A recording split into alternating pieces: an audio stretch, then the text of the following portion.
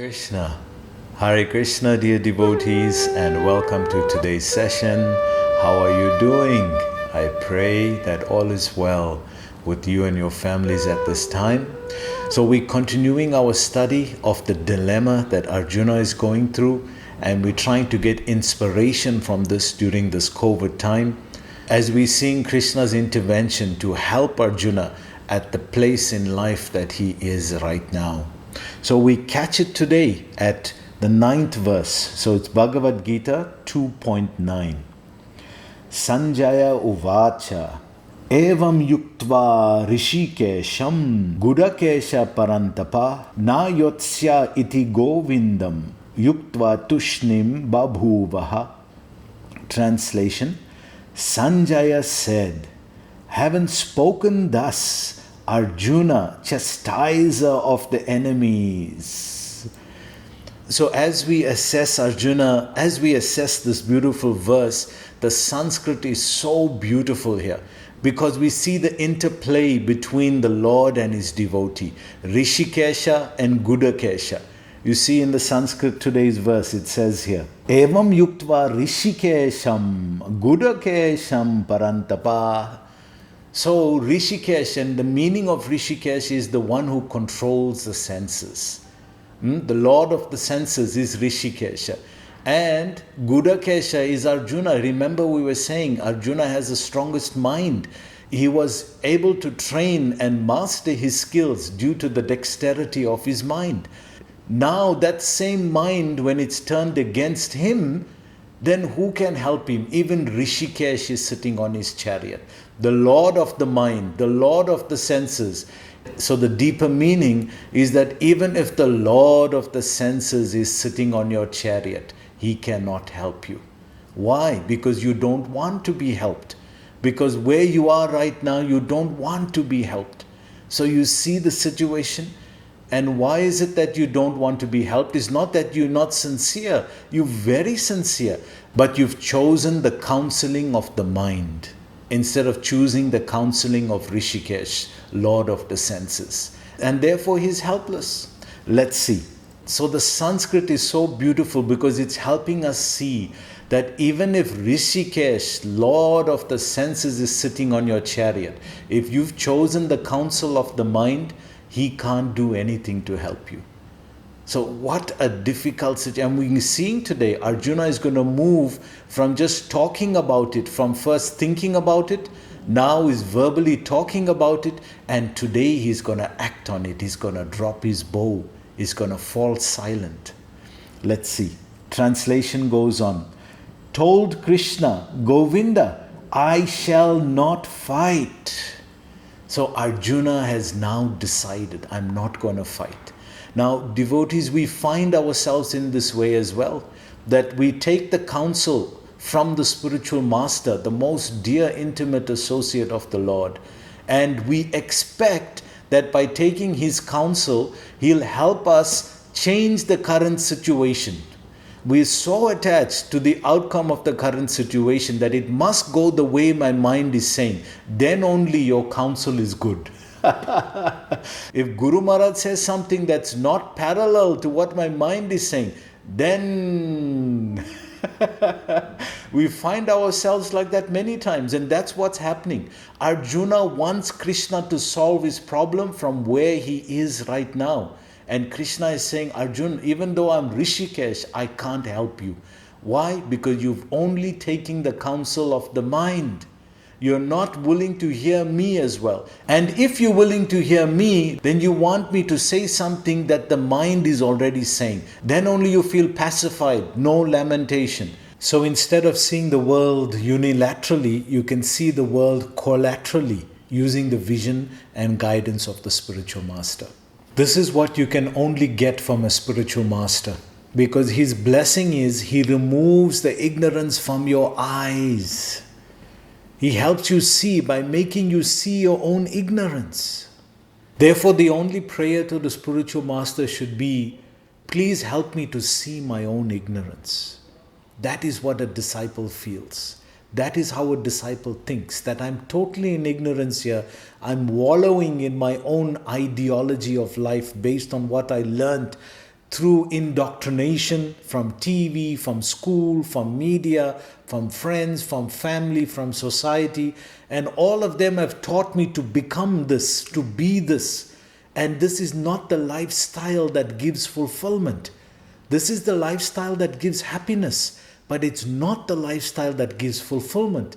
That's why we all are experiencing depression, mental breakdown, anxiety, stress, because this lifestyle results in that.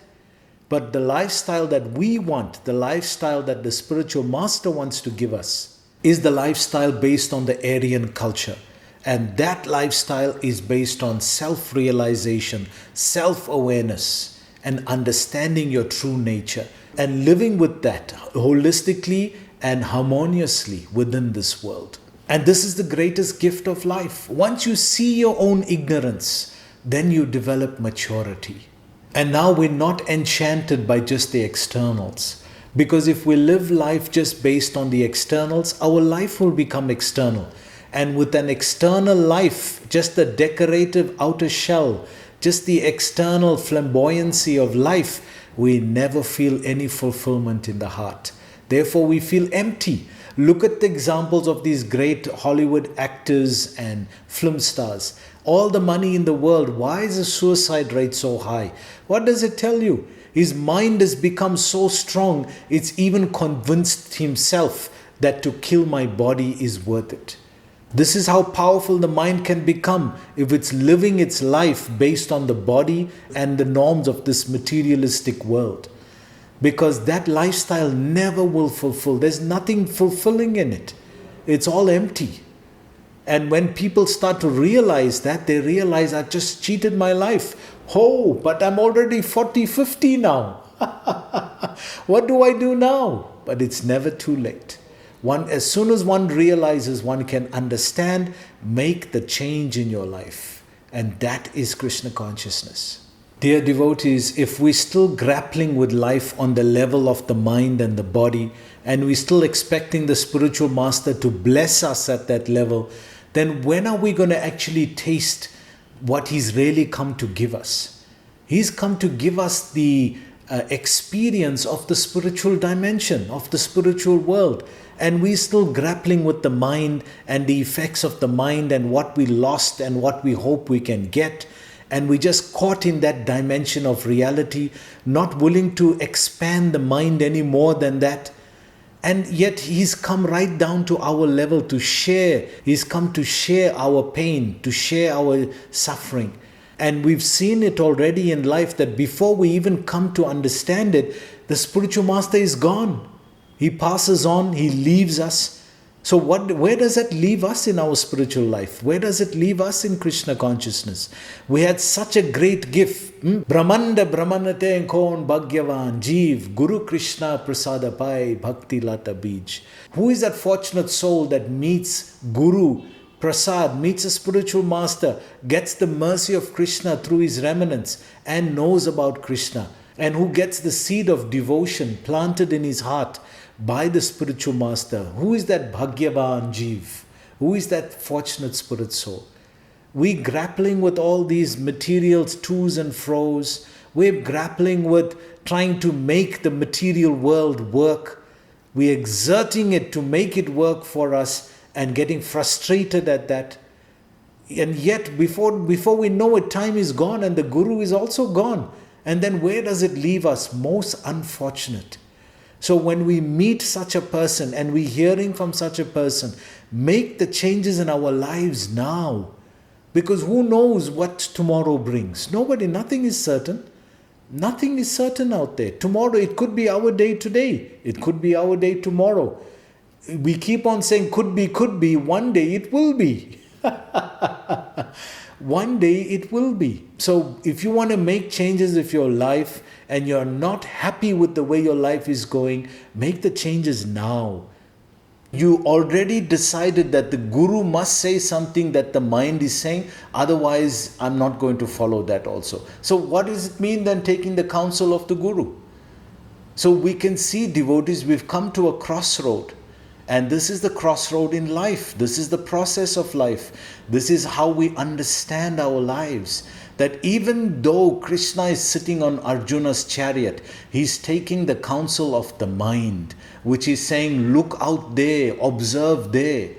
That's why the first chapter of Bhagavad Gita, although we didn't get a chance to do it, it is such an amazing chapter. Actually, it's based a lot on Mahabharata, but it's so instructive because what is it called? Prabhupada calls it observing the armies on the battlefield.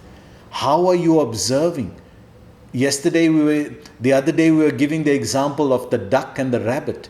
If you observe from the mind, then you'll only see what the mind is telling you. Look here, look there, see Drona, see Bhishma. And you forget who is sitting on your chariot. Rishikesh is sitting right on your chariot. The Lord who can completely change all destiny. But we're not looking there. We're not taking his counsel. We're taking counsel where? Out through our senses. So even if Rishikesh, the Lord of the senses, is sitting on your chariot, he can't do anything if you're taking the counsel of the mind. So just see how strong that is. Just see how strong that is. So if we assess this as a process of life, we'll see that when we decide, we also decide not to act. To decide is neutral. It takes the same amount of energy to decide and not to decide. You're using the same mechanism, the mind, under the intelligence. But if the intelligence is bewildered, then the mind has no guidance. Then it becomes even more powerful because the mind then convinces the intelligence. So the choice not to act under Krishna's guidance is also a decision. To decide to act under Krishna is a decision, and to decide not to act, that's also a decision. So if you're going to expel energy to decide to follow the counsel of the mind, you're also going to expel energy to decide to follow the counsel of Krishna. Both require energy. What is the difference? The difference is under the mind, it's only from the material bodily platform. Under Krishna, it's under the three dimensions of life. The gross physical body, the subtle level of the mind and intelligence, and the spiritual platform. Therefore, when he decides from that level, he is considered all the paradigms of existence and is guiding you from that dimension through the spiritual master. So not to act is also a decision. Please remember that. So the translation goes on, and fell silent. So we see finally Arjuna, from thinking about it, he's now spoken about it, and from speaking about it, he's now acted. He's not going to fight. And he fell silent. He put his bow down and he fell silent. And if we look at the process of life and you look at people around us, how many people you look into their eyes, devotees, oof. I've seen it so many times. There's so much of pain there. There's so much of lamentation there in their eyes. The eyes are the windows to the soul. So somebody who knows the process knows what he's looking at. He can see that in this person, they're putting on a show. Outside, they're putting on a big show to show the whole world that everything is okay. Everything is not okay. Inside, they are crying. Inside, they are pain. Inside, they are in deep distress. So there's silence inside, and outside, there's all the decoration that looks like life goes on. And this is the falsity of the world. It convinces you that you're not doing it right. You're not doing it right. That's why it's not working for you. See, everybody else is doing it right. Look around. Compare your friends. Compare your enemies. Compare your mentors. Compare everybody. They all look like they got it together. Only you don't have it together. Why? Because you are not doing it properly. Why? Because you're not trying hard enough. Who is telling you that you are deceiving yourself? Only Krishna. Only the spiritual master isn't coming to you and saying, hey, see it for what it is. Don't see it for more than it is.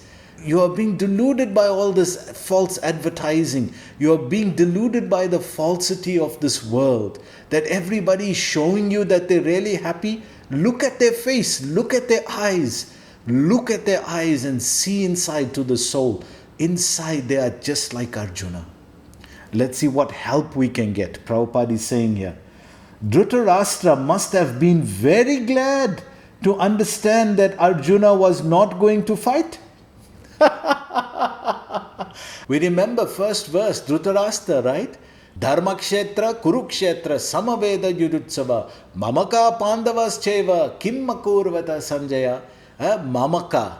Mamaka and Apka, you know little Hindi, right? Apka means yours, Mamaka, mine. What's happening to mine? Mine means bodily concept. My perception, my understanding is all related to Mamaka. My level of understanding is my body. So he wants to know what's happening to my sons out there. So there are people out there, and you know of this.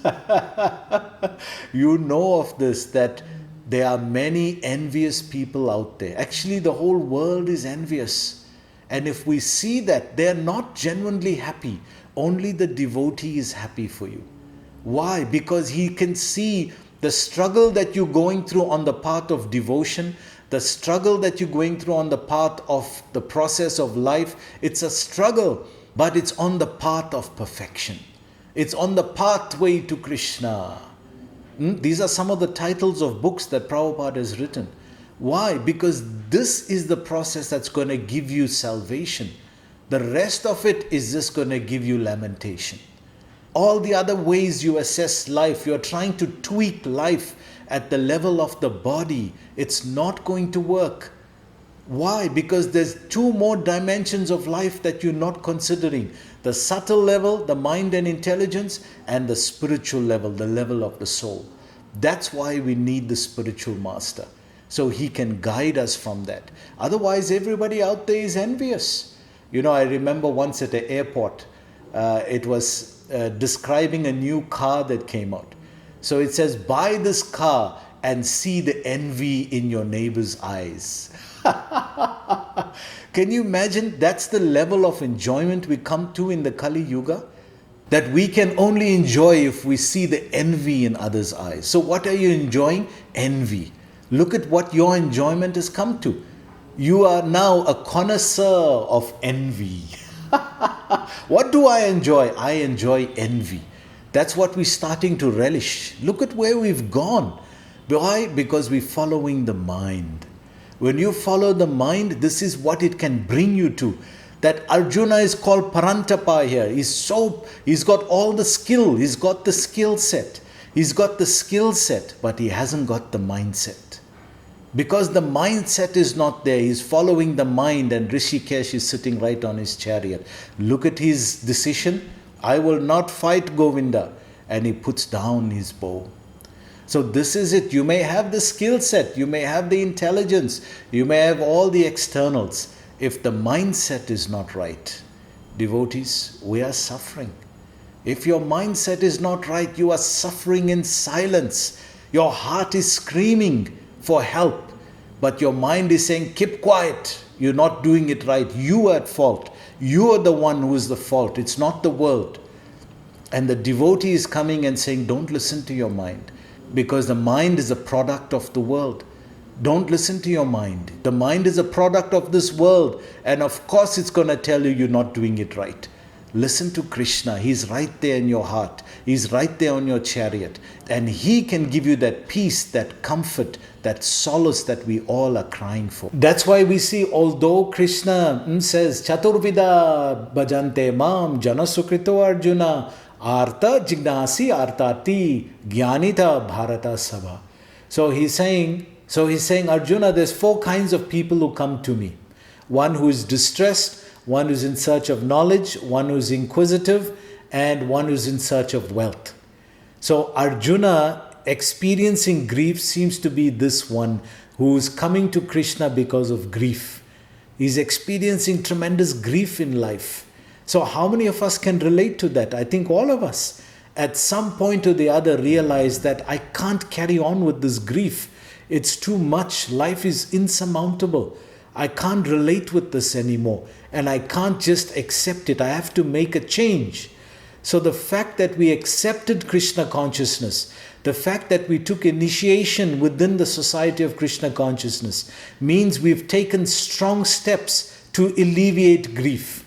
And then just a few months or few years after the practice, we go back to listening to the mind. So you see how the mind keeps on pulling. So we always have to be vigilant, because then we become like a riven cloud. He says it's like a riven cloud. It's in the middle of nowhere. You're not in the material, you're not in the spiritual. You're just kind of like floating. You're not mixing with everything else, all the other clouds, and you're just one lonely cloud out in the middle of nowhere. That also can't be life, because we described we need relations. We need relationships. We need sentient beings in order to be fulfilled. So we have to face this point of understanding the mind for what it is, not bigger than what it is. Remembering that Krishna is also on our chariot. We're looking all out there and we're forgetting who's sitting on our chariot. Krishna is right there with us. Look towards him, turn towards him. Don't look out there. We're not going to find any relief out there. That's the thing that's giving us the disturbance. Let the Guru, let the spiritual master illuminate us. So just see, devotees, 2 people heard Bhagavad Gita, right? Actually 3. Arjuna and Dhritarashtra. And Sanjaya, from who we are hearing today, he's speaking today. He was the via medium to speak to Dhritarashtra. So now in the class of Bhagavad Gita, or in the class of the process of life, we got 2 students. We got Arjuna and Dhritarashtra, and both of them on the same level right now. Mamaka Pandavas Cheva. Dhritarashtra is saying, Mamaka, my body, my relatives, my expansions, my sons. And Arjuna is saying, Krishna, I will not fight. So he's relating to the mind again, to the body. So both of them on the same level. But from tomorrow, we see that Arjuna now makes the decision to follow Rishikesh, to follow Govinda. And by doing that, how is his life going to change? So that's why these 2 students, although you hear Bhagavad Gita, how many times what I'm speaking is not new information to you? Isn't it, devotees? It's not new information. But why is it making sense? Because you want to understand life. You want to understand the process of life. And because of that sincerity, Krishna's message is now making sense to you. Don't be like Dhritarashtra. We hear Bhagavad Gita. How many years have this happened to us? Devotees? How many years have we heard the message of Bhagavad Gita? And hasn't changed the heart? We have done all the externals in Krishna consciousness, but the heart is still feeling parched. It's feeling dry and empty. Why? Because we're listening to the mind and listening to the heart. Because we're listening to the mind and we're listening to Krishna. Sometimes Krishna wins, sometimes the mind wins. You can't live like that. We have to come to this point now and say, I'm going to listen to Krishna. And this is where we are today. Arjuna is at his rock bottom ebb. Right now he's even acted according to the mind. He's put down his bow and gone into silence. He's not meditating. The mind has pulled him into a dark corner and it's holding him there. But Krishna is not letting go. Krishna is saying, I'm here on your chariot, Arjun. If you just look at me and take what I'm trying to tell you as the process of life, you can change from where you are.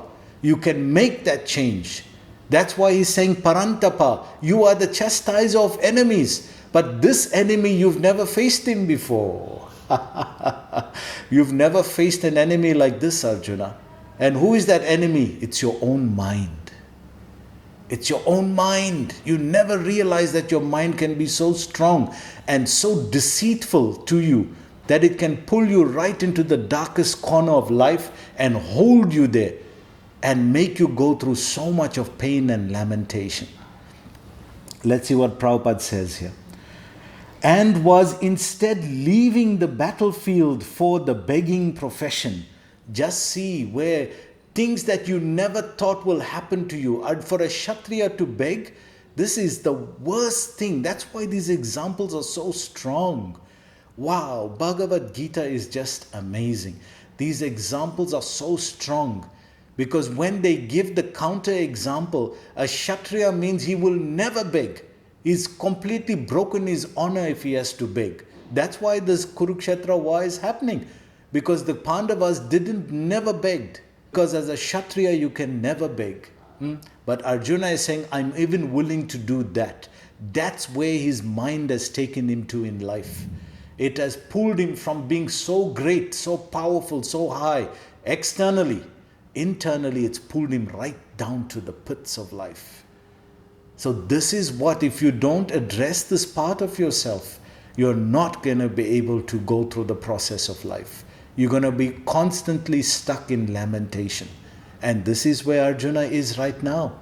Let's see what Prabhupada says. But Sanjaya disappointed him again. So you see, Sanjaya, this is the devotee. See what the devotee does? He disappointed Dhritarashtra. That means the devotee is trying to work with your mind. He's trying to help you from the level of your mind. That's why sometimes or many times he's strong. I know I've been very strong in these classes, right? I'm so sorry, devotees. It's not done out of malice. It's done out of love. It's done out of deep love, that I know you so sincere. I know you want to change yourself, but I can't do anything to help you if you don't make the change. God helps those who helps themselves. You can only take shelter. You can't choose this and that and that and this. That's why that causes more pain. We give it up one day, the next day we go back to it. One day we choose Krishna, the next day we choose Maya. We go back and forth like this, Bhog and Tyag. We are causing more suffering to ourselves. Better embrace the process of life. Yes, it's tough. Yes, it's suffering. Yes, it's difficult. But Rishikesha, Krishna is on our side. Who you got on the side of the mind? You want to fight the world on the side of the mind that's completely, you got nobody there. There's nobody who genuinely cares for you out there. All the mentors, all the teachers, all the knowledge, all the information, everything is designed to make you just like them, hopeless, helpless. But Krishna, yes, it's tough, but you have Krishna on your side. Please see that, devotees. Please see that. Prabhupada goes on to say, in relating that, Arjuna was competent to kill his enemies, Parantapa. So the competency is there, the skill set is there, but the mindset is not there. What is the value? You see Arjuna's situation? Can you relate to this as life? This is the same thing Krishna told him, Hridaya Dolabhya, weakness of heart, Arjuna. Unless you don't address your weakness of heart, you are not going to understand the process of life. Let's see what Prabhupada says here. Although Arjuna was, for the time being, overwhelmed with false grief due to family affection. See, so it's temporary. He's only now that he's overwhelmed. Once he starts taking the counsel of Krishna, which is Bhagavad Gita, then that lamentation will be dispelled. That darkness will be dispelled. Because no matter how much of darkness is there, it just needs one little candle and all the darkness is gone. This is Bhagavad Gita, devotees. Let's see what Prabhupada says here. He surrendered unto Krishna, the supreme spiritual master, as a disciple. So he's finally become a disciple of Krishna now. All the other time when he's fighting, it's choosing the mind, choosing Krishna, choosing the mind, choosing Krishna. Now he's chosen Krishna. Let's see what Prabhupada concludes here. This indicated that he would soon be free from the false lamentation resulting from family affection. So in this situation, it's family affection, that's the example. But this is not the only false lamentation we have in life. We lament about so many things because at the end of the day, we're lamenting our memory. We are caught in the cycle of our memory, and this again and again the mind hurts us. Let it go, devotees. Let it go. Take shelter of Krishna and let it go.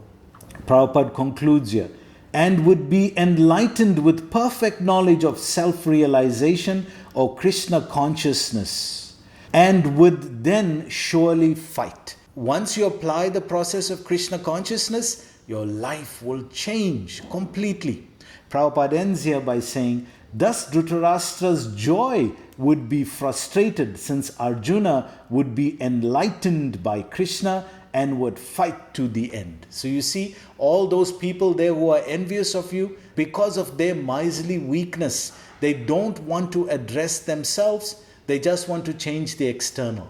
You can't change the external. External comes from the internal. If the internal is not right, the external will never be right. So now Dhritarashtra is realizing, sure, he's going to now listen to Krishna. That means we got no hope now. So prove them all wrong by proving yourself right. Be the best to yourself. You don't have to do it for them. Do it for you. So thank you very much. Please join us again tomorrow as we sing Arjuna becoming the hero of life. Hare Krishna.